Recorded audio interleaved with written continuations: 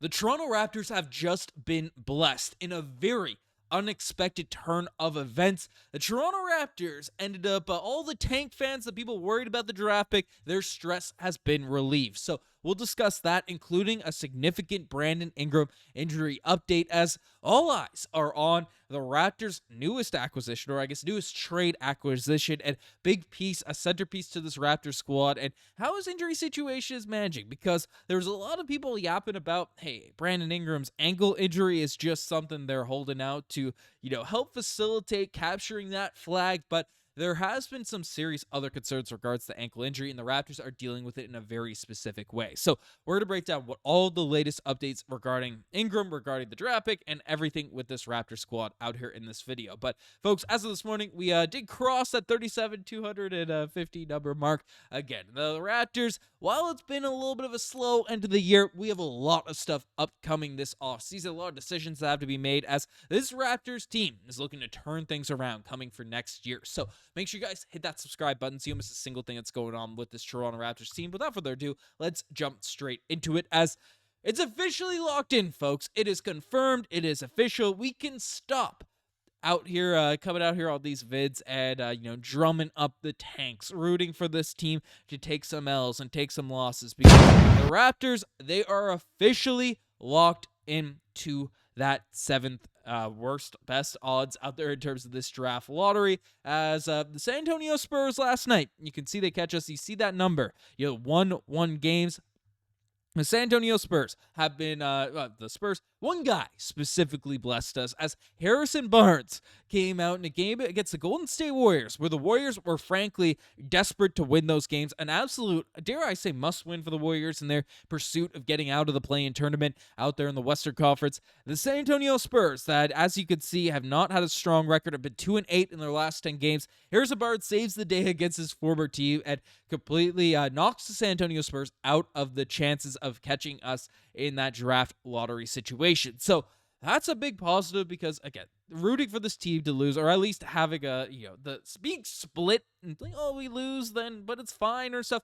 I hate that. I hate that as a Toronto Raptors. I make myself think. I hate watching this team and having a semblance, even though I'm not officially rooting for them to lose, I hate having that in the back end. I want to just passionately root for this team to win at all times. Now at least we can get back into that mix, because it doesn't affect our draft positioning. So that's what's going on there. So we now have the official odds in terms of what the Raptors have in their draft position. So essentially, the Toronto Raptors have a 7.5% chance now at capturing the flag, getting Cooper Flag out there in this upcoming NBA draft, assuming he, of course, goes number 1 overall. But there's a 7.8% chance at number 2, 8.1% chance at number 3, and 8.5% chance at number 4. So basically, if it's 16.6, let's see if we can do some math out here. 17.4, and then, you carry the whatever, you're 24, and then basically, you have, I'm not be able to do this math, roughly 30, low 30s percentage of jumping into the top 4% there. But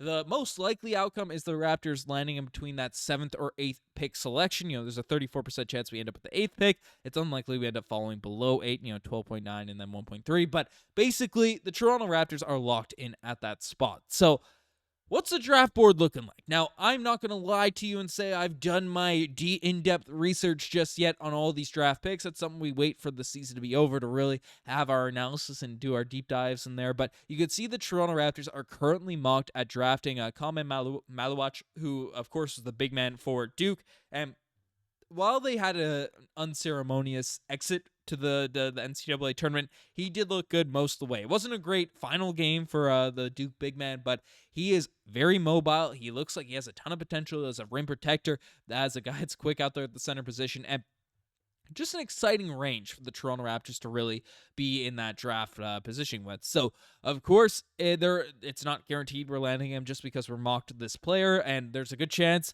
that we jump into the top 4. And essentially, Josh Lewinberg gave a little update in terms of the 7th best odds, what type of teams or what type of picks that have been getting. So, team with the 7th best pre-lottery option has moved into the top 4 4 of the 6 years since the NBA flattened the odds. So the Pelicans got the first pick in 2019. The Bulls jumped top 4 in 2020. We jumped top 4 in 2021, of course, selecting Scottie Barnes. Sacramento jumped top 4 in 22. And then the Pacers kept the 7th pick out there in 23. And then Memphis ended up falling to number 9 out there in 2024. So it's there's still like significant chances the Raptors jump into those odds. Of course, this doesn't mean this doesn't have any effect on the actual draft odds here now at this point. It's not like, hey, someone jumped in last year, so they're going to jump in this year. But basically, we can expect the Toronto Raptors to have a very, very high hopes out there on lottery night. So that is a huge positive. That is a good thing to really look at. And also, we got some updates in regards to a guy that is going to have a very significant impact on the Toronto Raptors' future, probably more so than this upcoming draft pick, unless it's Cooper Flag, as major details have been revealed on Brandon Ingram's injury situation. Because if you're not familiar, Brandon Ingram is the guy that we traded for at this year's NBA trade deadline, and he put some really good numbers. 22 points per game, 5.6 rebounds, 5.2 assists, 37% from the three-point line, only 27 years old. Just a player that's going to have a real